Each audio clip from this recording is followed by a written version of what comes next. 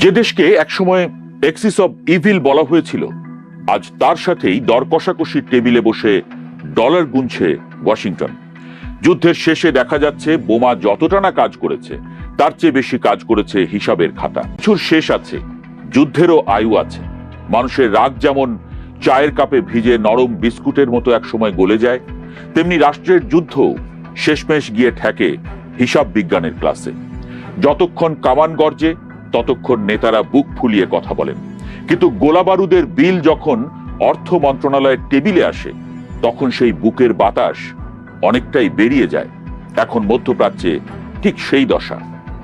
অনেক হলো যুদ্ধ, অনেক হলো আমরা কাউকে ছাড় দেব না ধরনের বক্তৃতা।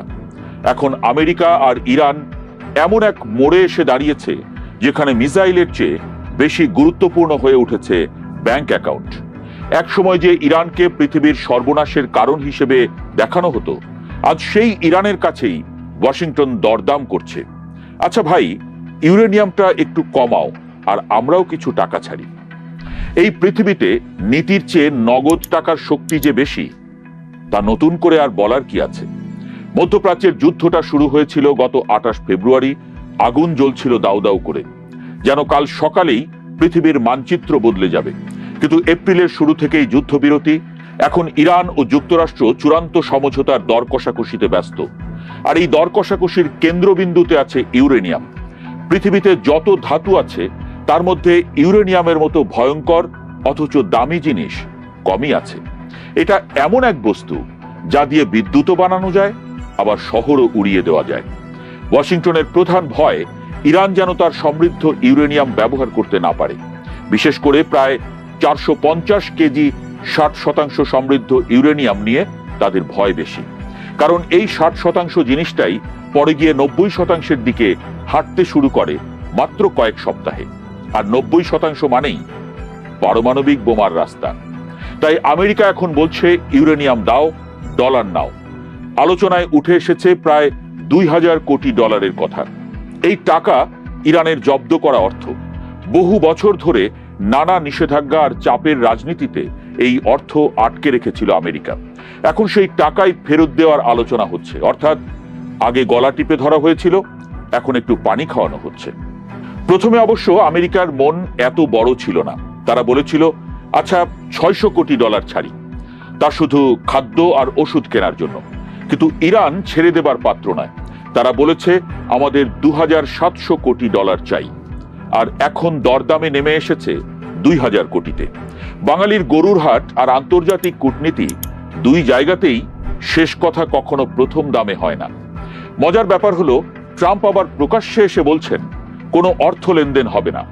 এ যেন বিয়ের আগের সেই আত্মীয় যিনি সবাইকে বলেন আমি কিন্তু এসব বিষয়ে নেই, অথচ পর্দার আড়ালে তিনিই দেনমোহরের হিসাব লিখছেন। এই পুরো আলোচনায় পাকিস্তানও এক অদ্ভুত চরিত্র হয়ে উঠেছে। ইসলামাবাদে বৈঠক হচ্ছে, পাকিস্তান, মিশর আর তুরস্ক মধ্যস্থতা করছে। দক্ষিণ এশিয়ার মানুষ হিসেবে আমরা পাকিস্তানকে সাধারণত দেখি রাজনৈতিক নাটকের স্থায়ী অভিনেতা হিসেবে, কিন্তু এবার তারা আন্তর্জাতিক শান্তির দূত। ব্যাপারটা এমন যে পাড়ার সবচেয়ে ঝগড়াটে লোককে সালিশের চেয়ারম্যান বানানো হয়েছে।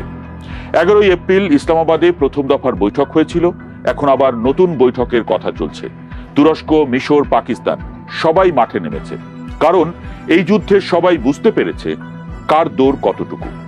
আমেরিকার মূল চাবি ছিল ইরান তাদের সব পারমাণবিক উপাদান যুক্তরাষ্ট্রে পাঠিয়ে দেবে। ইরান তাতে রাজি হয়নি। তাদের দাবি নিজের জিনিস নিজের কাছেই থাকবে, তবে মান কমিয়ে ফেলব। এখন একটা আপোষ প্রস্তাব চলছে। উচ্চমাত্রার সমৃদ্ধ ইউরেনিয়ামের কিছু অংশ তৃতীয় কোনো দেশে পাঠানো হবে, বাকিটা আন্তর্জাতিক পর্যবেক্ষকদের সামনে মান কমিয়ে ফেলা হবে। শুনতে খুব ভদ্র ও সভ্য শোনালেও আসলে এটা হচ্ছে পারমাণবিক রাজনীতির আধা তুমি আধা আমি ফর্মুলা। খসড়া সমঝোতা স্মারকে বলা হয়েছে ইরানের ইউরেনিয়াম সমৃদ্ধকরণ কর্মসূচি স্থগিত রাখা হবে। আমেরিকা প্রথমে 20 বছরের স্থগিতাদেশ চেয়েছিল, ইরান বলেছে 5 বছর। এই পার্থক্য কমাতে এখন মধ্যস্থতাকারীরা ব্যস্ত। তবে ইরান একটা বড় সুবিধা পাচ্ছে।